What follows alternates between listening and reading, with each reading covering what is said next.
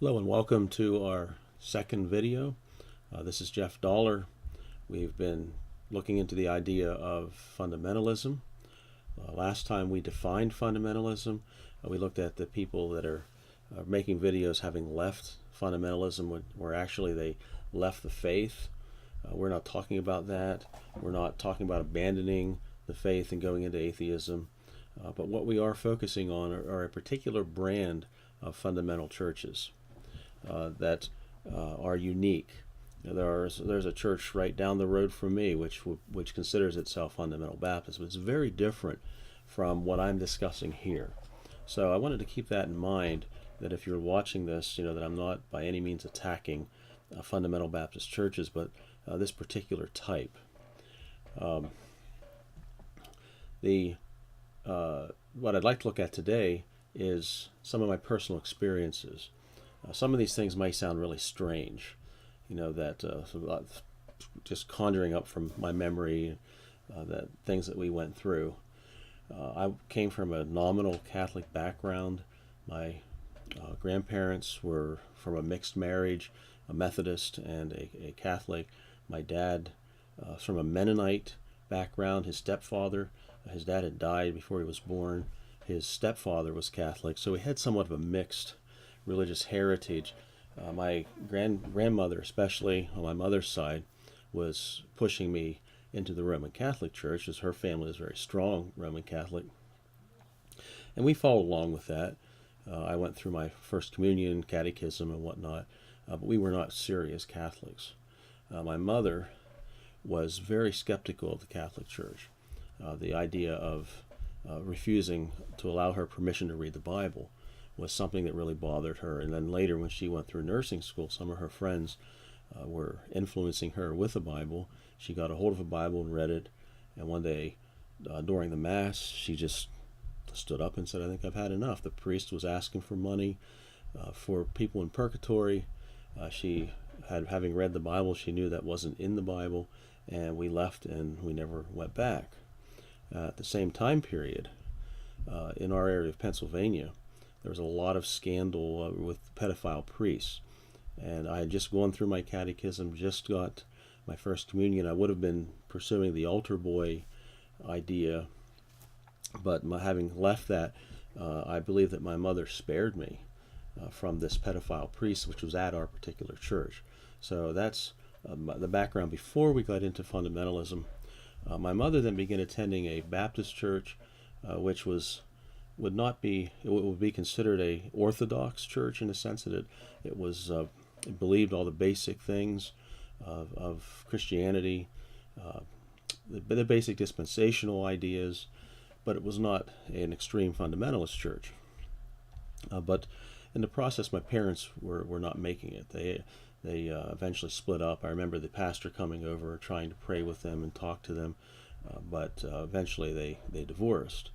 And that kind of took all that idea out of my life for a while. We hit the church every once in a while. My dad would pick us up on days that he had us. On Sundays, would take us to church. But other than that, it was something very rare for us.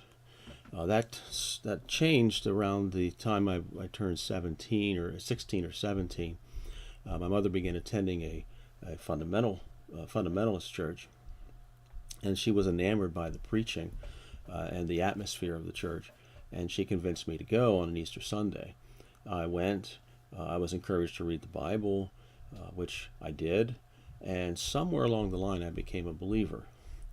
I had made a profession before. Whenever my mother was first getting involved in the evangelical type Baptist churches, I went to what was called a Good News Club as a small child. I was probably 9 or 10 years old. And at this place, I was encouraged to pray the prayer. I'd heard a Bible story. They wanted me to pray and accept Jesus, and I did.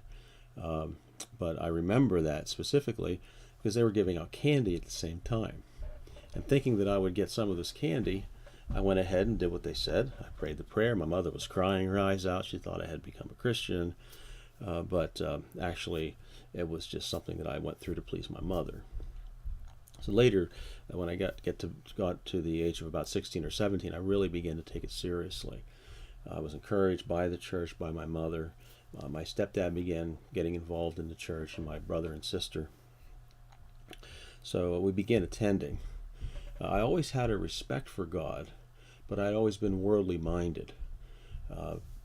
I could argue salvation at the lunch table with the other boys who were Roman Catholics or liberal Protestants or whatever. I could argue to a very limited degree, about faith alone and things like that. But it was all something I was parroting from others. They would counter the argument by saying, "Well, Jeff, you don't even go to church. How do you know what you're talking about?" Which I had no answer for because I didn't. I said, "You don't have to be saved to go to church, or you don't have to go to church to be saved." So that was my basic background. But then when I began taking it seriously, things did change.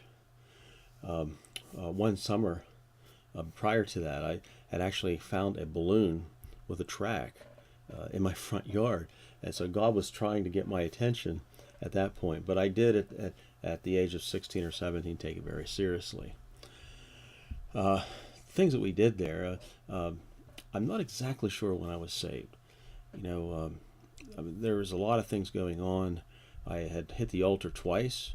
I was baptized twice because the first time after I had been baptized, I did a couple of things. I beat my brother up pretty bad, thought I broke his leg, and I said, well, I can't be a Christian and do this kind of stuff. So I hit the altar again, was rebaptized. The second time actually would be my third time because I was baptized as a Catholic as well.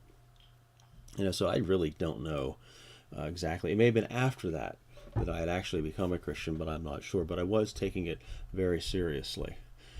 But I was also imbibing some of these ideas from this church. One was, as we mentioned in the last video, was the idea of the King James only. One day the preacher preached a sermon about the King James, about all the other versions being of the devil, and I happened to have an NIV Bible. I took that Bible, we got home, and I just tore it to pieces, and I threw it into the fire, or into the garbage can. I can't remember if it was winter or summer, but we tore that up. I remember a sermon on women wearing slacks. Well, I didn't wear slacks. My sister, I don't know if she did, I can't remember, but my mother did. And we came home and we told Mom, you've got to get rid of those slacks. So we went in and got into my mother's drawers, dresser drawers, and we took out her slacks and we threw them into the fireplace and burned them. And she's saying, no, all this is going on. She liked Elvis, and she had a collection of Elvis records, and we heard a sermon on rock and roll, and Elvis was wrong. So we went home, we took the Elvis records, and we threw them in the fire. We broke them up, and all this is going on, and you may think this is strange, if you're from a normal background, but this is actually happening. As we mentioned, they preached against women in pants. Well, my sister and I had a paper out. I had that up until sometime right around this time period. I don't know if I was still doing it or if it was just her, but I had heard that my sister, in the winter, we had pretty nasty winters sometimes in our area of the country, and my sister was using a snowmobile suit, which wasn't a dress. I mean, it was a snowsuit. The pastor had seen her talk to my stepdad, and my sister was punished for wearing that snowmobile suit when she was delivering her papers on her paper route. So you get the idea, of what was going on. The pastor was somewhat of a strange fellow in many ways. I believe if you read 2 Peter 2, I think a lot of the attributes of the false teachers were in his life as well. I think he enjoyed the attention that he was causing. He was a young guy. He was in his early 20s at the time, just out of Bible college. We had a lady coming to the church who apparently had some type of wealth. She drove a Corvette. She was actually one of my teachers in school. And he had convinced her, because he was the pastor, that she should let him drive her Corvette.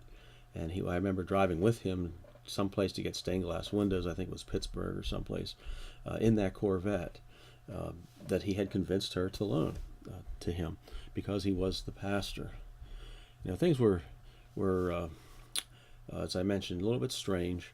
I was going to a school which was at a different church, another Baptist church, and some of the kids there would make fun of us because we attended the Garage Door Baptist Church, they called it, because the church where we were attending was in the process of being remodeled. He had bought the church had bought a used garage of some sort, and they were converting it into a church. So we dealt with that with the kids, which wasn't really that important, but it was just kind of the antagonism that was going on. This caused a lot of stress in our family, and this increased with my brother and my sister. My brother was still attending the Christian school. I had gone off to college. I had found this out later in life, that my brother was constantly getting beaten with a paddle. He was a difficult child. He still is to this day in some ways.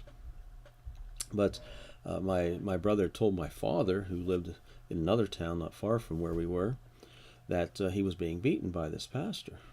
My father had shown up at the church and had grabbed the pastor around the neck and was going to beat him up. My father tells me that he was spared from that by the other pastor, who was much larger, came out, the associate pastor, and put a stop to it. And so this is the atmosphere that was taking place at that time. I don't want to be completely negative in this, because with coming from a broken family, there's a lot of needs that somebody in my position would have had, and one was structure. You know, my life really had very little structure. My parents were more or less the 1970s hippies. My stepfather and my mother, though my mother would profess to be Christian, she took a very liberal attitude toward things as a 1960s, 1970s type of a hippie, and we were left to run. Well, coming into this church did give us structure. However, it really sunk into me. You know, it was like I had almost joined the Hitler Youth or something. I had I had embraced it, and it became part of me.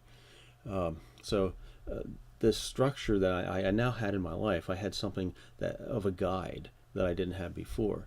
But the negative that I got, which remained with me for a very long time, my wife says still affects me, is a skewed idea of Christianity. You know, that, as I mentioned in the last video, that the do's and the don'ts, and you can't do this, you can't do that. If you're not doing this, then you're not a real Christian. That kind of a thing. So there was positives and there was negatives. The things really changed for me whenever I attended the college. Now, there was a youth conference that we attended. I'm going to stop this shortly so we can start another one, because there's a lot more information than what we can fit here. Our church supported Hyles-Anderson. The associate pastor was from there, and I was encouraged to go there. But they had a youth conference that we would attend, and through that youth conference, I was influenced to go to Hyles-Anderson, and that's where things really began to change. And I think that was when I began the first time to see that something wasn't quite right. I think that the Lord had really worked in my heart. I think by that time I was an actual Christian, but at the same time, I was picking up all these things from Hyles-Anderson and from First Baptist Church in Hammond, which I believe were very unbiblical. And we'll get into that. We'll take an entire video on that next time. But thanks again for your time.